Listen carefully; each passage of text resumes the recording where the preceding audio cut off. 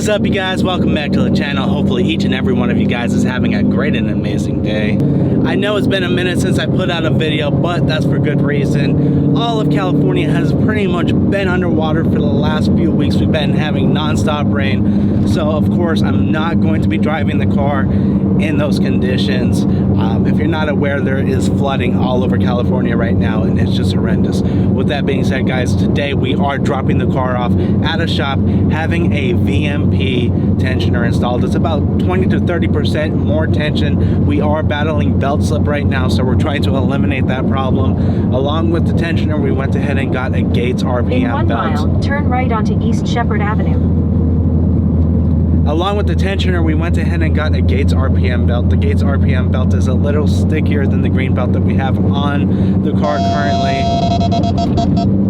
I didn't do nothing. With that being said, it should assist us with belt slip. I just can't wait to get these parts installed. While the car's in the shop, we're going to go ahead and do spark plugs, and we do have gaskets for the injectors. We did flow test the injectors before, but we're still having a little bit of a fuel trim issue, so I'm going to go ahead and replace the O-rings on the gaskets to be safe. With that being said, guys, I will check in with you as soon as we get to the shop. I'm not gonna lie, it's still a little wet outside, as you can probably see on my hood. It feels good driving the car after 2 weeks. Maybe miss it a little, and I'm excited to be driving it right now. I'm not doing anything crazy in the car, of course, because it is wet. At the next light, turn left. I'm just enjoying it. It's a beautiful day out. It's 55 degrees, and I couldn't be any happier driving this car. Alright guys, so we're actually pulling up to the shop right now. I'm not going to stick around too long. I got to get back to work. With that being said, I will see you guys as soon as I pick up the car. We're probably going to do a 60 to 130 hit, see if we could get into those fours. I've been struggling to get into the fours. I think it's due to belt slip and not having any timing in the car. We did go 5.08, but since then I've only managed to get a 5.4. It's a little frustrating. Either way, we're going to get the car rolling. We're going to get it into the fours. We're going to get it into the 8 quarter mile. Right. And we're gonna have some fun. Good morning, good morning. It is another early morning, and I actually picked up the car last night. Fresh O2 sensors, new tensioner, all new O-rings on the injectors, new plugs, and I must admit the car is running much better. We're actually data logging right now, doing a little bit of an idle log and driving log. I've been driving around the car now for a minute, and I do have to say it's driving a lot better than what it was. I think my O2 sensors were definitely going out and getting false readings with the fueling, of course, giving me bad fuel trims. With that being said, Ortiz Performance instructed me to go ahead and do a little sweep log as well as a driving log, so that's what we're doing. Alright, so all the tunes went smooth, or I should say the data logging went smooth. We're in the middle of sending over the data logs right now through the TDN server. For those of you that don't know, I do use the RTD Plus for tuning. You could go ahead and get that with Ortiz Performance. A link in the description below. He's definitely helped me a ton with this car so far. With that being said, the next video, you're going to finally see this car on the dyno. That's what we're hoping, at least. That's the plan. Stuff does happen. I am supposed to be racing a GTR here soon with upgraded turbos. I'm looking forward to that. With that being said, before this video ends, we're going to go ahead and test out our 60 to 130 yet again before getting on the dyno. See if the tensioner and everything has made a difference. See if we can finally break into that 4-second margin. We'll see you soon. Keep in mind, we have yet to complete the tuning process. We have yet to get on the dyno, so we haven't added any timing yet to the car. I'm still waiting to get the car on the dyno. We just had a couple of things done. We had the spark plugs changed. We had the O-rings on the injectors changed. A better tensioner and a new set of O2 sensors, which seem to be helping a lot. With that being said, we're gonna hit the 60 to 130. Hopefully fours. We're shooting for 4 seconds, guys. Anything in the fours, I'll be happy. The fastest that this car has gone is a 5.08. So anything faster than that realistically is a win for us.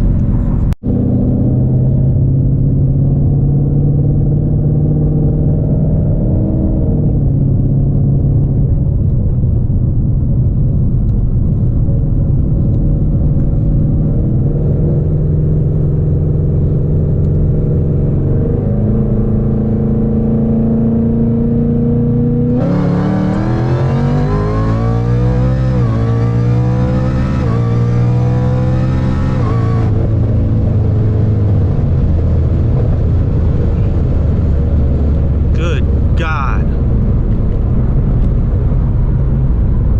5.02. Let's go, baby.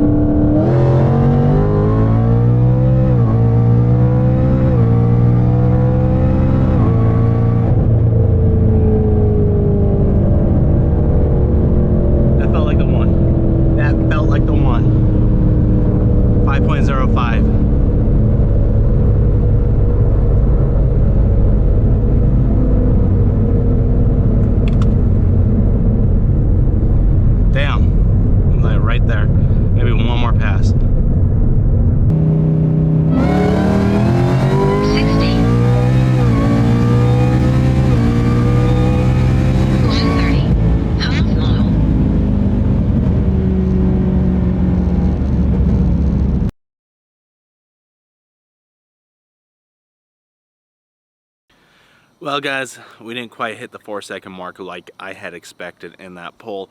However, something catastrophic did happen.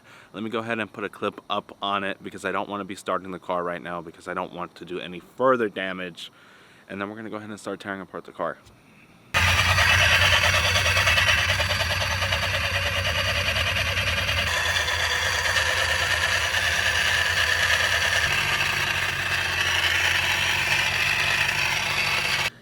Alright, so I pulled the intake off already, and right away I found the culprit. It's not as bad as what I thought. I honestly thought it was going to be the blower. I thought we were going to have to replace it. I thought we were giving up on our Roush streams. I thought we were just going to give up on the quarter-mile record. I thought we were going to give up on 4s. We ran a 5.00 flat, which is pretty damn impressive. But let's go ahead and take a look at the damage. So right away, as you see, I took off the intake, and of course you see these metal shavings everywhere. And before I even got to the belt, I noticed that the water pump pulley and this idler is rubbing. So I'm going to go ahead and take the belt off and inspect for further damage, see what's causing it, and we'll go from there. Alright guys, so I actually just received a new idler pulley. Let me go ahead and show you guys that. It's a little bit different than the original one. It is a factory Roush part. It looks like they may have redesigned it a little. Completely different color. The bearing looks much, much better. So that should be a good sign. As you see, the original one is like a silver color. The new one's a black color. And that is the spacer that we use for it. So the pulley's on. Great news. It seems to have been a success. Everything's torqued down as far as the bracket system goes, and the pulley's not making contact with the water pump pulley anymore. So I just got to put the belt back on and put the intake back on and get this start up. But let me go ahead and show you guys. So it's kind of hard to see, but right down here, as you see, that pulley is spinning freely. So now we got to fight with this belt. Get it back over the supercharger pulley and behind this idler right here, and we'll be good to go. Alright guys, everything is all buttoned up. It's pretty much time for the first startup since the car's been down. It's been down for a little over a week. The idler was actually on back order. I expected it to be down a little longer. They told me a week and a half to 2 weeks. It's been approximately a week, so I can't complain. They overnighted the pulley to me. Thank you, Roush. Thank you for the great customer service. Thank you for getting me this pulley. Let's see if it starts up. Before we start it up, as you see, intake's on, solid. Pain in the ass to get this intake on with that bigger throttle body. Literally, WD-40 is your friend. The belt's all ran correctly. A little bit of a struggle, little tip, put it over the supercharger pulley first, and then slide it over your idler, which is right over here. You're not going to see it because of the intake. So it looks like we're going to actually have to leave the car connect it to the charger for a few minutes because it's completely dead. So we will get it going here in just a few minutes. Fingers crossed. Then we'll take it for a little drive and we'll conclude this video.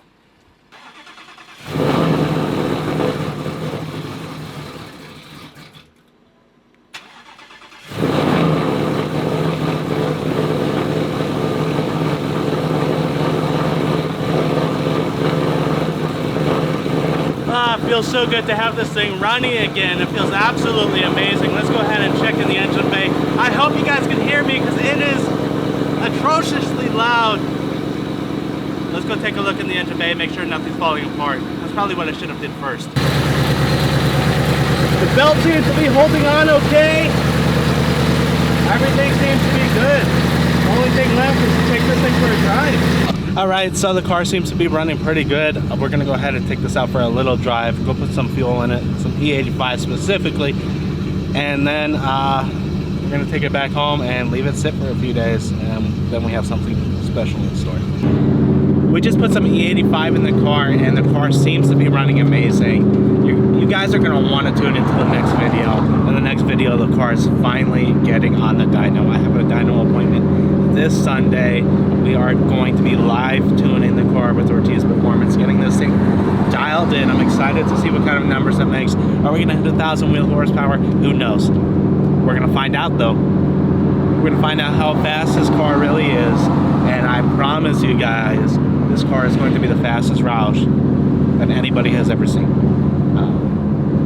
There's just no debate about it anymore. I'm going to put the numbers up. I'm going to get this car on the track soon, hopefully. I do have my daughter being born any day right now. So I'm in a time crunch to get everything done with the car before she's here, because that's going to take time away from the car, of course.